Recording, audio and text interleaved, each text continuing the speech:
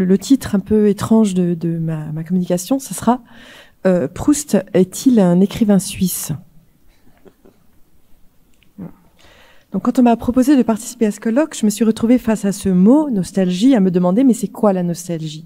En quoi est-ce que ça me concerne? Quel usage puis-je en faire? Je ne peux parler ni en philosophe, ni en historienne, ni en médecin, ni en politicienne, mais seulement en romancière, qui ne s'est jamais particulièrement souciée de nostalgie. Je vais donc réfléchir à partir de ma propre expérience. J'ai commencé quand même par faire quelques recherches. J'ai appris que le mot nostalgie apparaissait pour la première fois en 1688 dans la thèse d'un étudiant en médecine de 19 ans, originaire de Mulhouse et soutenu à Bâle, intitulée Dissertatio medica de nostalgia oder Heimweh. Le terme qui associe les notions de retour et de douleur désigne une maladie grave pouvant causer la mort. J'ai été amusée d'apprendre que cette maladie affectait les soldats suisses partis à la guerre et que le manque de leur pays les frappait d'une langueur, les empêchant de se battre, ce qui m'a permis de comprendre pourquoi la Suisse était devenue un pays neutre.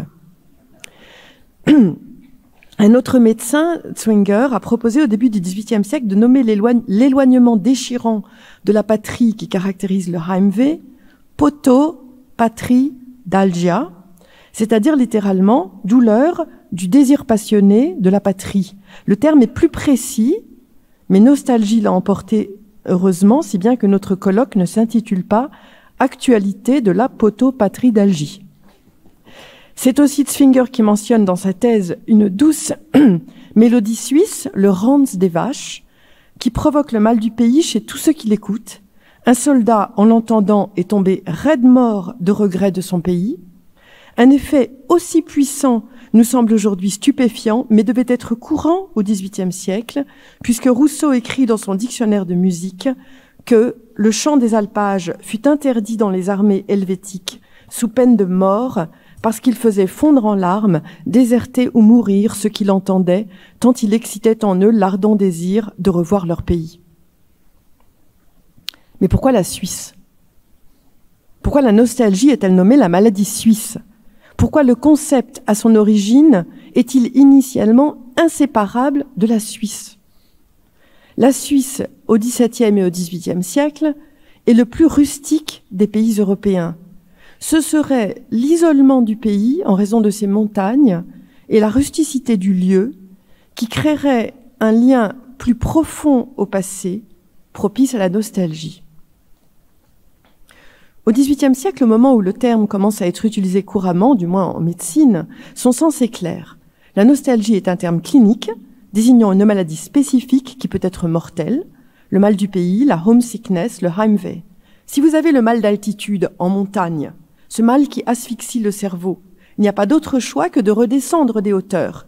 Si vous avez la nostalgie, ce mal du retour qui peut vous faire tomber raide mort en entendant le chant des alpages, il n'y a pas d'autre choix, si vous êtes un soldat suisse, que de vous faire réformer pour retourner chez vous dardard. Peu à peu, le concept de nostalgie a pris un autre sens, celui d'un mal beaucoup plus vague, d'un regret du passé, d'une aspiration à quelque chose qui n'existe pas forcément et qui serait désigné par les mots allemands de Sehnsucht et anglais de longing. Le Larousse et le Robert le définissent comme le mal du pays, le regret des temps passés ou disparus, le regret mélancolique d'une chose ou d'un état, la tristesse, la langueur et le désir vague de quelque chose qui est révolu ou même qu'on n'a pas connu. Aujourd'hui, la nostalgie ne désigne plus le mal du pays et le désir de retour, mais quelque chose de beaucoup plus imprécis qui n'est pas sans rappeler le film de Tarkovsky, Nostalgia, ce film qui dépeint l'errance d'un Russe en Toscane. D'ailleurs, il y a dans la nostalgie quelque chose de russe, quelque chose qui évoque l'âme slave, une sorte de lourde et vague tristesse. De concept spatial et clinique, la nostalgie est devenue concept temporel et métaphysique. Quelqu'un de nostalgique est tourné vers le passé. C'était mieux avant. L'époque où il n'y avait pas d'ordinateur, pas d'intelligence artificielle, pas de bombe atomique. Une époque humaine où on prenait le temps de vivre. La nostalgie est donc un curseur d'âge. Plus on est vieux, plus on est nostalgique. Elle révèle moins le changement du monde que l'âge de celui qui l'éprouve. Elle est aussi un curseur politique. Elle indique un regard tourné vers un monde où c'était mieux. Le nostalgique a longtemps été réactionnaire. Make America Great Again, tel est le slogan qui a permis à Trump de l'emporter. Aujourd'hui, avec le réchauffement climatique, elle a viré à gauche et s'est faite eschatologique. Notre époque est la pire et conduite à la fin du monde. Cette nostalgie-là, on peut espérer qu'elle aura un effet dans le réel, ce dont on peut aussi douter. Quelqu'un de nostalgique n'est pas tout à fait là, puisqu'il est habité par un ailleurs. Le nostalgique n'est même pas nécessairement tourné vers le passé, puisque l'objet de la nostalgie peut être imaginaire. Aussi peut-on dire sans contradiction, comme le souligne le titre de ce colloque, « C'était mieux demain ». Je ne suis pas quelqu'un de nostalgique, mais de concret, de pragmatique, tourné vers l'action, l'avenir, et pas vers la rêverie. La nostalgie n'est pas un sentiment qui m'intéresse. Il ne me semble pas d'actualité. Je vous dirais même que politiquement, c'est vrai qu'il y a un réchauffement climatique, mais pour moi, le pire a toujours été là. Si on me dit d'un livre, c'est beau, c'est nostalgique, je n'aurais pas envie de le lire, car je craindrais qu'il ne soit empreint d'un vague sentimental qui n'est pas ma tasse de thé. Tiens, justement, à propos de tasse de thé. Proust, mon romancier préféré, n'est-il pas par excellence le romancier de la nostalgie ? Contrairement à ce qu'on pourrait croire, la nostalgie n'est pas un sentiment proustien. Proust tourne en dérision la nostalgie en l'associant au sentimentalisme, à l'ennui et à l'ivresse. Albertine déclare au narrateur qu'elle n'est nulle part plus heureuse que chez lui. Je cite, « Mais souvent, ses paroles étaient démenties par un air de nostalgie, d'énervement. » Le narrateur parle à Albertine et remarque son air d'ennui, de nostalgie, autre citation, de tristesse. La nostalgie signifie ici l'ennui, le désir superficiel d'être ailleurs où on s'amuserait davantage. Alors que Marcel part en train à Balbec avec sa grand-mère, il boit de la bière afin d'éviter un accès de suffocation asthmatique. Pendant le voyage, et dans son état d'ébriété, il est charmé par les reflets argentés des boutons en métal sur la tunique du contrôleur et il pense que ce doit être un bonheur de contempler ces boutons tous les jours. Je cite, « Je songeais avec nostalgie à la vie des cheminots, lesquels, passant tout leur temps en chemin de fer, ne devaient guère manquer un seul jour de voir ce vieil employé. » Proust se moque de lui-même et de la nostalgie, cet état sentimental causé par l'ivresse.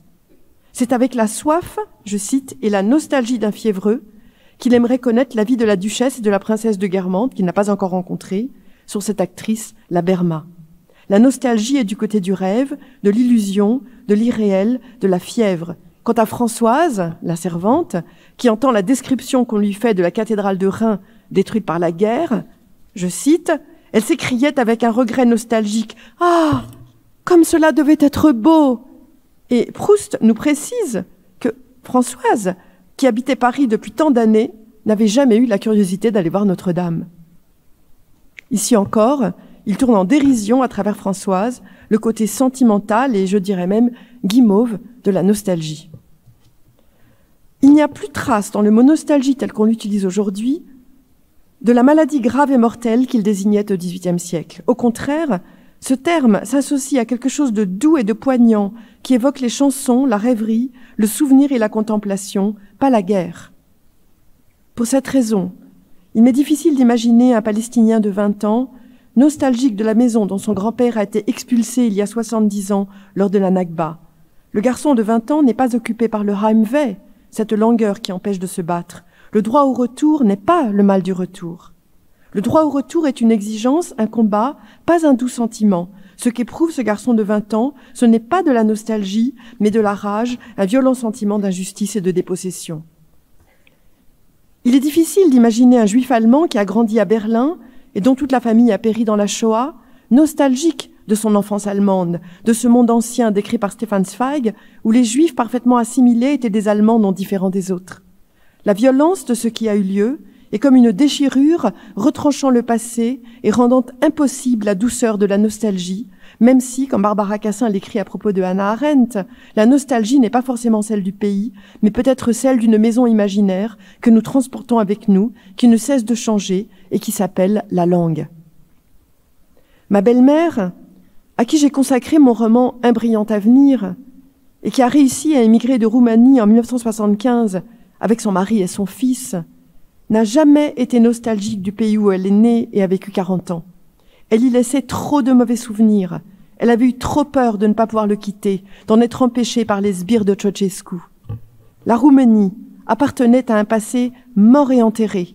Même après la chute du mur, quand il aurait été si facile de retourner dans son pays natal, elle ne l'a pas fait, même à la mort de ses parents. Pas de nostalgie. Sa colère, son amertume étaient trop grands. Elle avait converti tous ses sentiments négatifs en une énergie tournée vers l'avenir, vers le pays qu'elle avait adopté, les États-Unis. Elle n'a jamais éprouvé les regrets du poète Joachim du Bellay dans ce poème qu'on a tous appris à l'école autrefois. « Quand reverrai-je, hélas, de mon petit village, fumer la cheminée, et en quelle saison reverrai-je le clos de ma pauvre maison, qui m'est une province et beaucoup d'avantages ?» Il y avait sûrement une cheminée dans la maison du village où ma belle-mère avait grandi, mais elle ne voulait surtout pas la revoir. Elle était partie pour ne jamais revenir. Elle parlait roumain avec son mari et son fils parce que c'était leur langue depuis toujours. Alors peut-être que la nostalgie se trouvait là, dans la langue, pour reprendre l'idée de Barbara Cassin.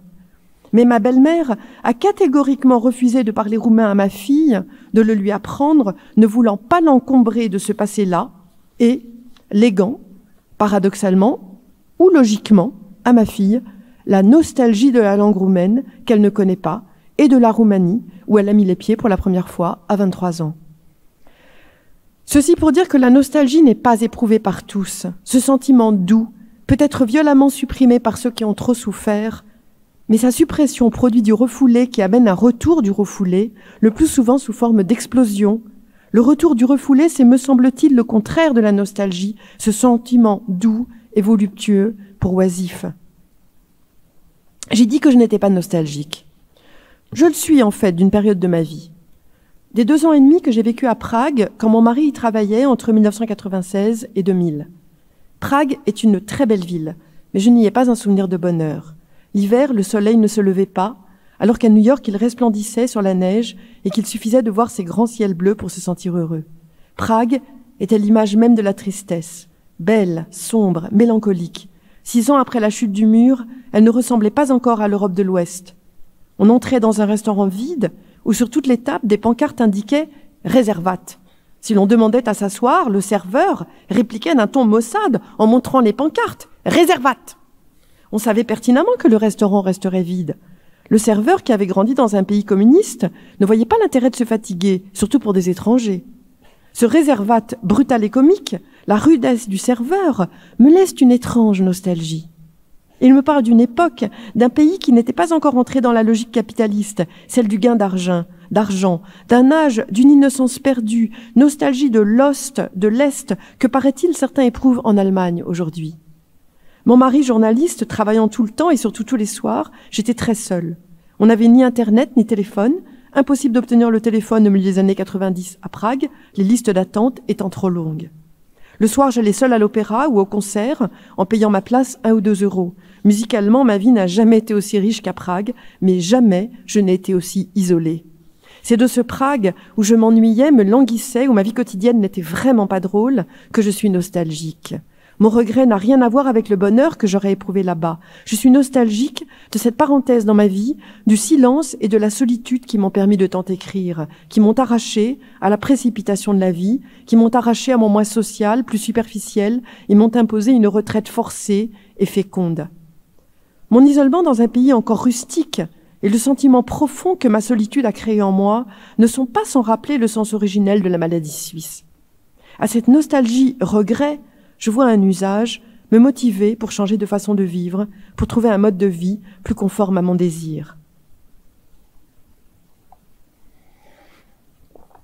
Mais il existe une autre forme, une autre expérience de la nostalgie. En 2008-2009, année parenthèse où je vivais en France, après 20 ans aux États-Unis et avant d'y retourner, j'ai vu le film de Sophie Calle, No Sex Last Night, qui filme son voyage à travers les États-Unis avec son petit ami et sa relation qui se délite. Les images de ce film, images de l'Amérique profonde, les diners, les motels, les stations essence, les malls, m'ont instantanément donné une nostalgie qui m'a donné envie de pleurer. J'éprouvais une proximité puissante et charnelle avec ce pays que j'avais quitté pour 1 an. Pourtant, le voyage à travers les États-Unis, je ne l'avais jamais fait. Mais j'avais mangé dans des diners, dormi dans des motels, fréquenté les autoroutes, les stations essence et les centres commerciaux du Connecticut et du Massachusetts 15 ou 20 ans plus tôt, pendant les quelques années où j'avais vécu dans le Connecticut. C'est une Amérique qui m'était étrangère et en même temps familière, une Amérique que j'avais détestée, une Amérique qui était pour moi l'ennui même et dont la projection soudaine me donnait de façon incompréhensible une tristesse et un amour poignant. Pourquoi ?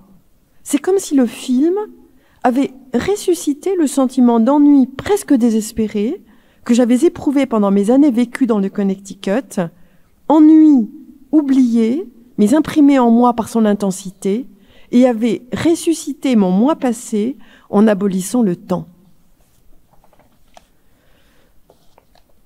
J'ai quitté New York il y a 2 ans et demi, après avoir vécu 30 ans à l'étranger, dont plus de 20 ans à New York. De New York, je ne suis pas encore nostalgique. Mon départ est trop récent.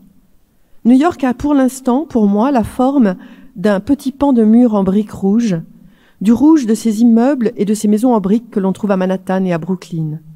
New York est faite de l'accumulation des moments où j'ai senti que je vivais là, que les lieux rentrés en moi me composaient. C'est un agglomérat d'images, celle des lofts où je suis allée à des fêtes, des ponts de Brooklyn, de Manhattan et de Williamsburg que j'ai franchis à vélo de jour comme de nuit en regardant par-delà la rivière la ligne des gratte-ciel, des poissonniers de Chinatown, des pique-niques au bord de la rivière Hudson ou de l'East River, des dîners de Thanksgiving avec nos amis, de Central Park où j'emmenais ma fille faire de la luge après chaque tempête de neige et qui ressemblait alors à un tableau de Bruegel, des fêtes de Pessah, de Hanouka, toutes les traditions du New York juif que je n'avais pas vécues en France, du bateau bus jaune conduisant à l'Ikea de Red Hook à Brooklyn. Toutes ces images se trouvent dans mes albums photos. Mon lien à New York est fort, mais ce lien, ce n'est pas la nostalgie. Un voyage à New York aujourd'hui ne va pas me rendre mon New York composé de toute la densité de ma vie là-bas. Je ne peux le retrouver que dans ma mémoire. Mais quelle mémoire ? Pas celle des albums photos. J'ose espérer qu'un jour, un mot, un son, une odeur, une image, une musique, comme le Ranz des vaches, comme le film de Sophie Calle, ouvrira soudain la porte du passé, qu'une escorte de souvenirs s'y engouffrera et que je verrai subitement, comme si j'y étais, le New York où j'ai eu 25 ans, 30 ans, 40 ans, 50 ans. J'appelle nostalgie ce voyage de retour dans le passé qui le rend présent, qui le ressuscite, ce que ne peut absolument pas apporter un séjour à New York aujourd'hui ou la contemplation d'un album photo. Ce voyage de retour dans le passé sera un point de départ, un passage. L'opportunité me sera donnée d'écrire. Il me faudra la saisir et me lancer dans un long voyage, comme Ulysse qui repart après ses 3 jours à Ithaque. Celui à qui la nostalgie arrive est comme un voyant qui se retrouve avec une boule de verre entre les mains. La nostalgie, c'est cet exercice de voyance. Plus qu'un voyage, c'est un coup de baguette magique qui nous transporte ailleurs, dans le passé, et qui le rend vivant, présent. Le futur de la nostalgie, c'est l'usage qu'on fait de cette fulgurance, c'est l'œuvre qu'on en tire. La nostalgie est conductrice d'écriture, mais pas d'une écriture nostalgique. Il ne s'agit pas de se souvenir et de regretter, de contempler l'écart entre le passé et le présent, mais au contraire de l'effacer, d'utiliser la nostalgie pour voyager dans le passé comme si c'était le présent. La douleur du retour, c'est la douleur du travail d'écriture, le labeur qui permet de fixer ce retour, de l'éterniser avec les mots. C'est le seul usage de la nostalgie qui m'intéresse. Ce qui me ramène à Proust, dont j'ai dit tout à l'heure qu'il n'était pas un écrivain nostalgique. L'expérience de la Madeleine, Proust en comprend le sens seulement à la fin à la recherche du temps perdu, alors qu'il se rend chez les Guermantes et pose son pied sur un pavé un peu moins élevé que le précédent. Je cite, « Tout mon découragement s'évanouit comme par enchantement. Comme au moment où je goûtais la Madeleine, toute inquiétude sur l'avenir, tout doute intellectuel était dissipé. » Il décrit une sensation très forte, littéralement une révolution de sentiments, une annihilation soudaine du doute et de l'inquiétude, comme par enchantement, dit-il, tout en liant cette sensation intense au pavé moins élevé sur lequel il a posé le pied, comme la Madeleine trempée dans la tisane avait soudain évoqué Combray et fait revivre l'enfant assis dans la chambre de sa tante, de même, son pied sur le pavé évoque aussitôt Venise, où il a autrefois marché sur un pavé un peu semblable. Mais pourquoi les images de Combray et de Venise lui donnent-elles une joie si puissante? Parce que, dit-il, la sensation présente, celle du pied qui touche le pavé ou du palais qui goûte la madeleine imbibée de tisane, se juxtapose au passé, à l'imagination, au souvenir de Combray, de Venise. Dans cet instant de révélation qui rassemble la présence et l'absence, l'être qui éprouve cette sensation devient extratemporel. Cet être extratemporel, je cite, « Seul, il avait le pouvoir de me faire retrouver le temps perdu, devant quoi les efforts de ma mémoire et de mon intelligence échouaient toujours. Rien qu'un moment du passé, beaucoup plus peut-être, quelque chose qui, commun à la fois au passé et au présent, est beaucoup plus essentiel qu'aux deux. » Il ne s'agit pas du tout de la douce nostalgie du souvenir, interprétation commune et erronée de la Madeleine, mais d'un épisode presque mystique, à la fois illumination et révélation. Voilà le seul usage de la nostalgie qui m'intéresse comme expérience qui permet, je cite à nouveau, d'obtenir, d'isoler, d'immobiliser la durée d'un éclair, un peu de temps à l'état pur. Fin de la citation.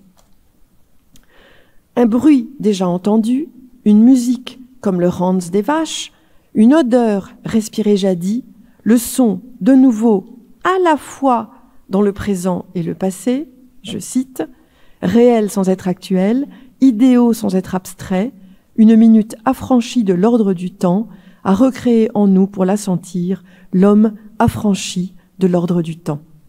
Fin de la citation. C'est la nostalgie dans ce sens fort, comme expérience mystique et pas comme rêverie douce, qui nous sauve en nous affranchissant de l'ordre du temps et qui nous protège à jamais de l'oubli et de la destruction de l'humain. Cette expérience est éphémère, elle dure le temps d'un éclair, mais elle est à l'origine de l'œuvre de Proust. C'est pour la fixer qu'il se lance dans l'écriture. L'écriture est une quête d'une vérité que contient la sensation qui arrive par hasard et qui provoque un souvenir fortuit qui, né de la mémoire du corps, pas de notre mémoire intellectuelle, restitue du vivant. La nostalgie est une expérience puissante, comme l'ont dit les médecins du XVIIe et du XVIIIe siècle, avant que le terme sédulcore. Elle était alors un terme médical et clinique désignant une maladie grave, puis le mot, entré dans le langage courant, a perdu de sa force pour devenir un sentiment doux et vague. La définition que je propose est littéraire et technique. La nostalgie est ce voyage magique et involontaire qui rend présent le passé, nous arrache au temps, ouvre la porte de l'écriture. En ce sens, elle n'est pas une douleur, pas une maladie, pas un sentiment doux et vague, mais une joie et l'instrument d'une résurrection.